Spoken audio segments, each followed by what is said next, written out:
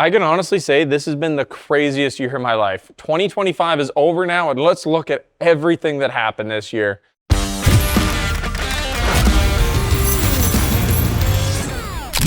To start with, in January, we acquired the historic town site of Donald. We had launched our investment raise and we had purchased the 305-acre facility that we are currently on today. This was about the middle of January. We took possession of the property officially, I believe, at the start of February. And then from there, things weren't set up. It was the middle of winter, snow was on the ground here. We couldn't even start the relocation process. So we'd continued to build the trucks for existing customers in Merritt. We were still working in the back of my parents' backyard last January, February. We were working in that old tent structure on the Emcon and the undisclosed truck. We had worked in there till about March. It was right around the time where we got invited to the Juno Awards. Me and Eric were invited to really display Canadian entrepreneurship. We got to walk down the red carpet. It was an exciting event. After that award ceremony literally ended. I hopped in my truck, I drove to Alberta, and I started the relocation process here in April. I went over, we picked up a new trailer, and we started getting the employee housing. We bought the first shack over mid-April.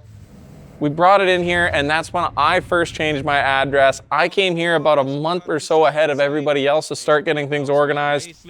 We expanded our team. Unfortunately, this year, some of our staff, they couldn't make the relocation from Merritt to Golden, but we hired new people here that have been working out really fantastic. We started bringing in more accommodation for the employees that did move and for those new ones. The price of land in Canada and the price of renting a place is so expensive.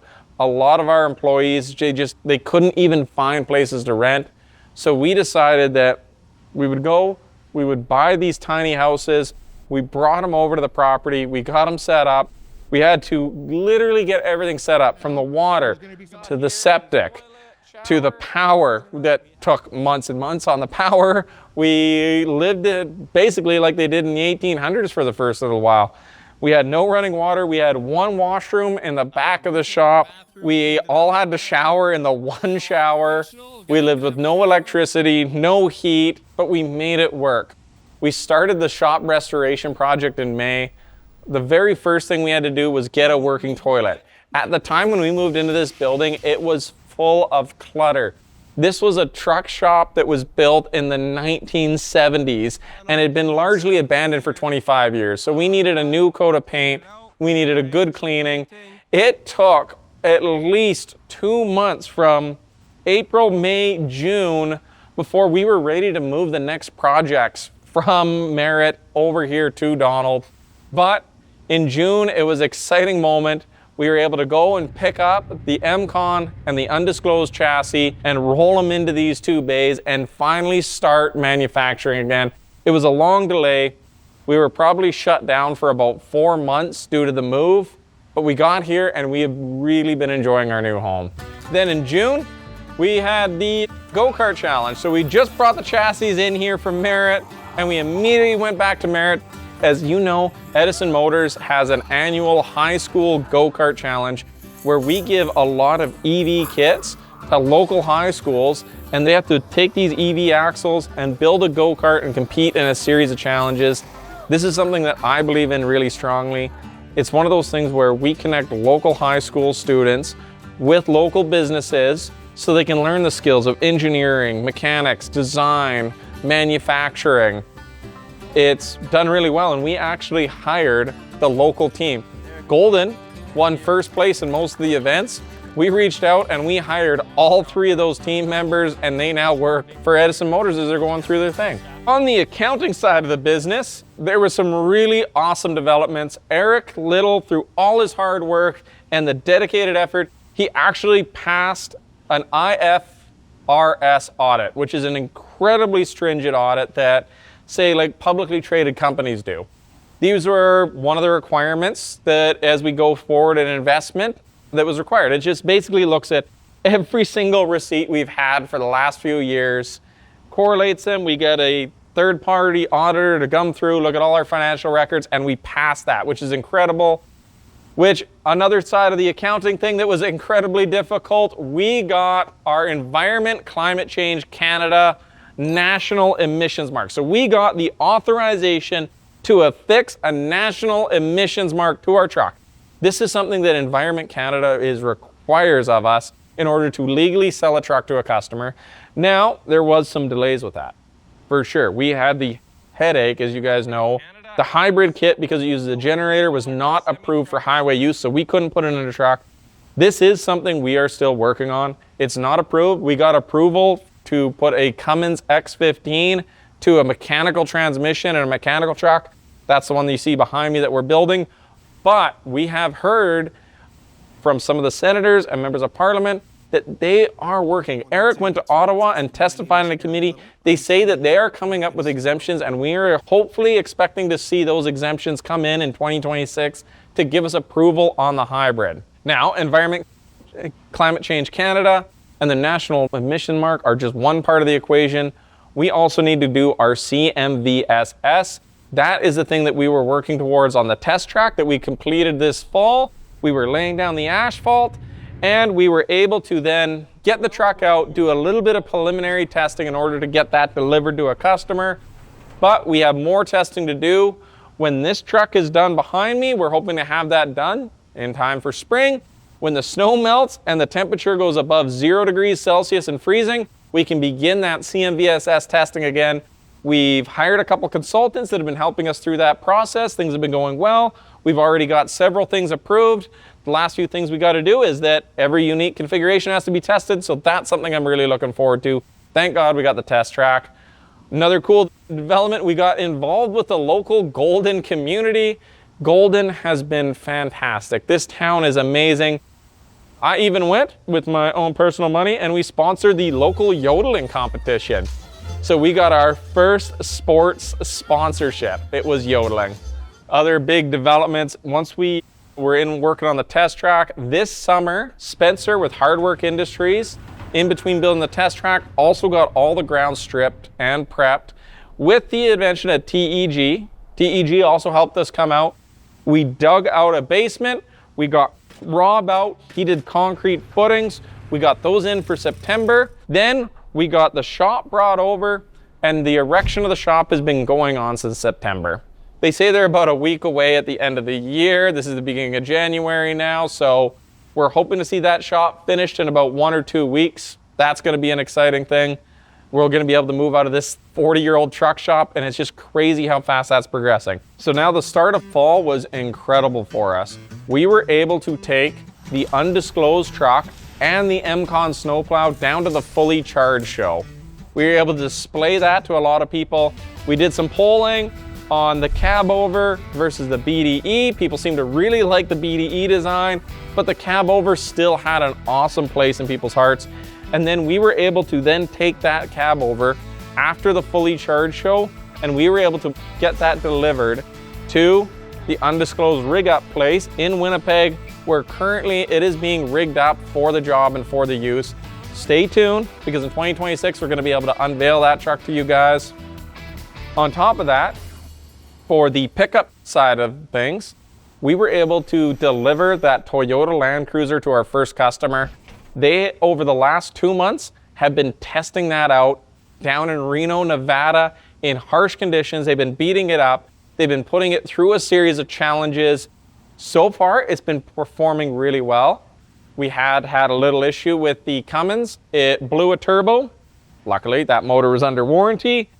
That delayed us a little bit, but the electric side of things have been going well. We've been learning a lot of data for it. We even pulled 100,000 pounds with the Toyota Land Cruiser and the pickup truck development kit. So that's been pretty exciting. The Ram is currently still waiting a wiring harness. The Boss Garage is still working on the Ram currently right now. The only thing that's left is the wiring harness. We put everything into the Toyota Land Cruiser because that was the one that was really going to go through the testing. At the end of September, on a personal note, which is really exciting, my parents ended up moving to Donald. So while we started the year in our parents' backyard, now my parents are now living in our backyard. On top of other projects, we did the Burning Man bus project. That was an exciting one.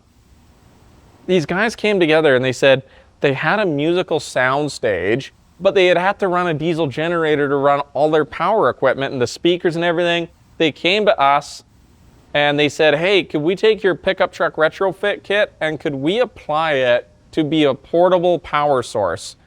And we said, I can't see why not. It's going to be difficult. I don't think we're going to be able to get this project done until 2026. I was very adamant. This project, this thing will not be done to 2026. I don't know how, but the team over at Robot Heart and the Edison engineers worked tirelessly. Eric went down to Nevada for 2-3 weeks to do the wiring himself personally with Yale and the Robot Heart team, and they got that thing running till it was able to perform at Burning Man this year in a hybrid configuration, running off electric power. On the snowplow thing for Emcon, we've got it largely put together. Right now, we are just waiting for Emcon to start helping us out, putting all the snowplow rigging on it. We've gone about as far as we can go right now. There's a lot of attachments that need to go on. We're waiting for those attachments to show up so that we can attach it and then we can run the wiring. It's a very, very complicated and difficult build on that side of it because of how many components. There is an underbody scraper, a wing, a box tilt, hydraulics. So we're just really working with them in partnership to make sure that we have the most efficient lines run and we're not putting things where they do it. But if you haven't noticed outside, so far this year, we've already got 2 feet of snow on the ground. Emcon is a little bit busy making sure that the road stays safe. So we're gonna give them a little bit of time there to make sure that they take care of the trucking safety, they get the highways cleared, and then we'll focus on that. But the snowplow is sitting here waiting for them. On another side of things, on trucks, the Royal truck is now becoming a mechanical truck. So with the ECCC not giving us approval on the hybrid, we decided that we would build a tried and tested truck. Part of the business plan is obviously selling trucks. Edison Motors, if we're gonna survive, we need to sell trucks. So if we can get approval to build a truck with an X-15 Cummins, a mechanical 18-speed transmission, mechanical rear ends, the same as every other truck on the road, we have people. So customers were reaching out and they said, hey, if we can't get the hybrid in time, if the hybrid's delayed, we still want your truck. We still like the way you guys are building trucks. They've come out, they've seen the quality that we're putting into the truck. They wanted that. With Kenworth discontinuing the C500, with Western Star already have discontinued the 6900 XD, there was a huge void in the market for these heavy-built vocational trucks. Customers were reaching out. They wanted it.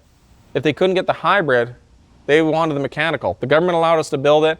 The nice thing about this is that it is tried and tested.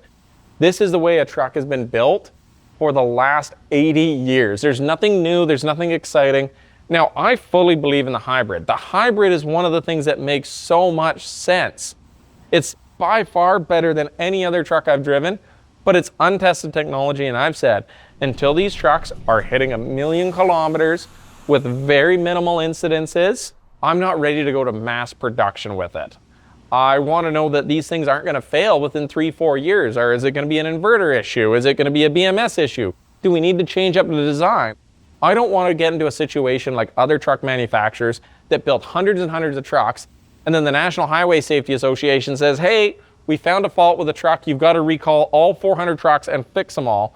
That's pretty well bankrupted companies in the past. With this mechanical truck, I can build these, I can sell these for a profit, I can use that profit to fund the hybrid, and we're not putting all our eggs in one basket. So being able to start this truck, we're hoping to have this truck kind of done, delivered to rig up by the end of February, and then we'll be able to get the parts ordered, stock up the shop that we're building, and next year kind of go to production. So I'm really, really excited about that. Our big goals for next year. 2025 was incredible. We achieved so much. We really grew this company in terms of our professionalism. We grew our staff. We grew our development. We got the testing facilities. We are well set up going into 2026 to execute on some of our goals. My big goal is to get that shop rigged up for June. With the shop being finished, with the walls up and the roof on by January. In February, the guys are gonna come in there to start putting in the garage doors. March, we're putting the concrete floor down. April, May, we're doing electrical, the cranes, the toolboxes, and we're getting rigged up. In that time, hopefully we will have completed our CMVS testing. We've already got our national emission mark. which means that we will be able to sell trucks to the public on a tried and true tested platform. So if we can start ordering some of the parts in January, February, once this is done, we'll know it works. We'll start ordering the parts, we'll start stockpiling that inventory, and then when the shop is done in June, my big goal that I'm hopeful for is that we will be able to take sales and start production and get that assembly line moving and rolling trucks out in a trial production basis, which is such a monumental take. It's like we are finally set up to really start doing some production, and like that's a huge accomplishment. If we can sell trucks and become profitable in 2026, I am gonna be so incredibly happy. This is just, it's a dream come true, and I can't believe how things are coming together. 2025 has been incredible.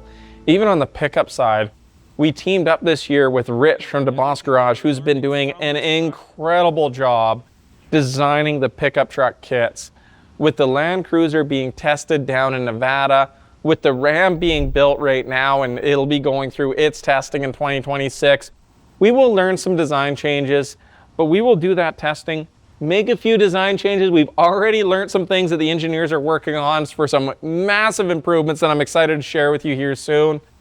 And then I'm hoping by the end of the year, we have a pickup kit that is ready to start going out too for like a larger scale, the same way as the trucks are. So all in all, between the pickup kits, between the mechanical semis, the development and the testing and the things that we have learned on the hybrid trucks as we start building more of those next year, this is just, it's incredible. So I wanted to thank everyone that's come along for the last 2025 year and a few years before, just seeing where we started in a dirt field in my parents' backyard when we built Carl, moving to a tent structure where we built Topsy, to moving to a 70-year-old truck, and now moving into a massive 30,000 square foot production warehouse with 300 acres, with a 3.5 kilometer CMVS test track that we have.